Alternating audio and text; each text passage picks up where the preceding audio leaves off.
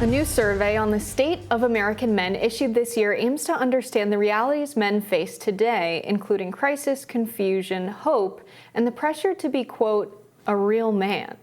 The nationwide survey from Equimundo, the Center for Masculinities and Social Justice, found that 44% of respondents report suicidal thoughts, and 48% said their online life is better than their day-to-day life. The survey found that 46% of the participants said a man should be the one to bring in money and provide for their families, and 41% said a man should always have the final say about decisions in his relationship. Also, according to Equimundo, 2/3 of young men feel that no one really knows them. President and CEO of Equimundo, Gary Barker, said in the study, quote, American parents and educators urgently need to promote healthy masculinity.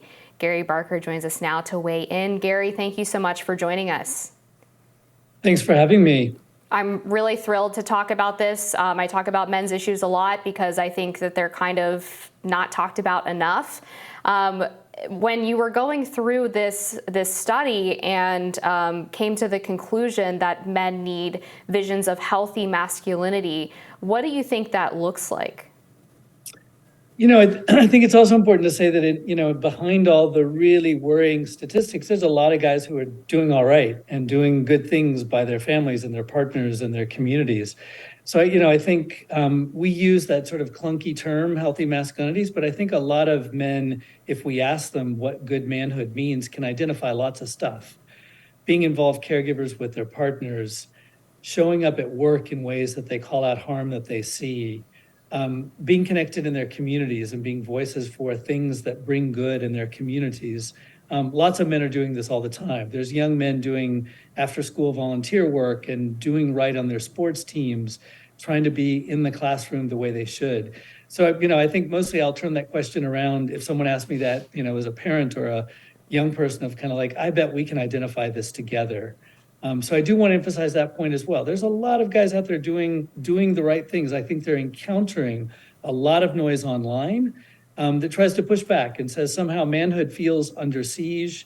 And I think we in that moment of tension, we too much fall into kind of listening to the most harmful voices out there. When we talk about the quote, be a real man, what do you think that means to a lot of men? Because when I hear that, I think about the traditional role of a man in the family structure in a patriarchal society where they're expected to be a provider. It has this kind of economic role associated with it for me. Is that the general sense you have as well? Yeah, I think, there's both positive and negative in that, right? I think a lot of men do see that in a protector provider way. Fantastic. We want you to do that. Be able to support economically, socially, emotionally your family is a good thing. Being a protector, believing like I've got a role in making sure we thrive in my community and my family is not a bad thing. I think a lot of men run into confusion when we say, hey, women can do those things too. Mothers, single mothers, co-parents do that all the time. And I think that's where men figure out or run into this wall of like, what am I if I'm not those things? And where we find a lot of men see solace or find solace is in these traditional harmful ways of being men, that I've got to be in charge. I've got the final word. Violence is an okay way to resolve most conflicts around me, that I don't stop and ask for help, that I never show that I'm vulnerable. Those clusters of ideas about manhood or where we get into trouble. I'm not as worried about the provider protector part as long as men that we see that we do this together, not that we're somehow the only ones who know how to do that. But it's that harmful cluster where we see that men get in trouble.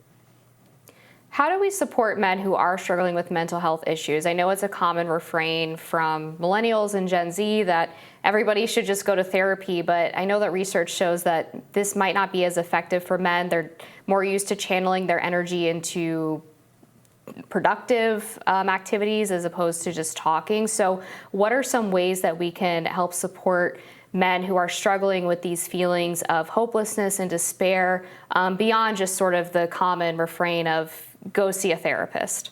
Yeah.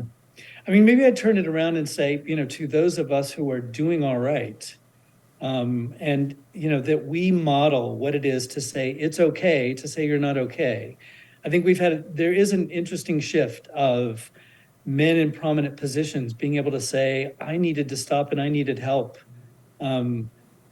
Sports figures, We've had a member of, the US Senate who stepped away and was able to come, just be very, very honest about the issues he was facing around depression and health vulnerabilities. I think we need to model, rather than saying, hey, men seek help, I think we need to talk about what the rest of us need to do for men who need help, to say, talk to me about it. Talk therapy does amazing stuff. And we do need more of it. We need better of it. We need it to be funded and supported so it's not 6 sessions and now you're back on your own. But there's a huge role that all of us have as parents to basically say, you can talk to me about it. Work colleagues, workmates, being able to say, it's okay to talk about it. So I think there's a huge issue there of saying it is okay for us to worry about the emotional lives of men. We need to make that safe space that men can show that we're vulnerable and our manhood doesn't fall apart, our personhood doesn't fall apart. It sounds like we have a sense, or as you call it, a blueprint of where to go from here and how to really reach men and repair this relationship. But a big problem is a lot of them are online and are in these kind of echo chambers. And we have a society where people don't have a strong sense of community like they used to. So how do we go about reaching men? Is that the challenge we face? Yeah, it's troubling that half of guys say that their online lives are more interesting than their offline lives. And I do want to be careful of, let's not demonize the internet. I mean, there's all kinds of amazing connections that we make, important political movements that happen, the information we get. I mean, it's a vehicle. I think what the challenge is, there's half of guys, nearly 40% and above, said that they trust one of what we'd call, if you want to call it the manosphere, but again, that's a kind of a silly, overwrought word. But they're trusting some voices that I don't think have their best interests at heart, that are trying to push them into a version of manhood that brings them harm. So I think we've got to have conversations about it. And it's not just starting at the 18-year-olds, right? We know our sons at 10, 11, 12 are following. I don't even want to mention the names. I feel a little bit like Voldemort, like let's not mention their names. But if we need to, some of the voices that I'm talking about online who are pushing guys down a view that says you're in charge as a man, get all the sex that you can, succeed, including whether you've got to harm others around you to do so. We've got to one, open that conversation up with our sons. And second, rather than demonizing what they're watching, to say, what do you think about what you're seeing? Because even when they're seeing the harmful stuff, there's a lot of mixed opinions about that. Their support for what they see is not 100%. We don't just click on and therefore we become, instant addicts or something. So I think it's having those meaningful conversations to say, how's that going with what you're seeing online? Yeah, I think that's really helpful. I know I've seen in manosphere spaces some really healthy versions of masculinity, but also some of this really nasty stuff about women that you were alluding to. Unfortunately, we have to leave it there, but thank you so much for bringing light to this. We really appreciate it. And we'll be back with more Rising after this. All right.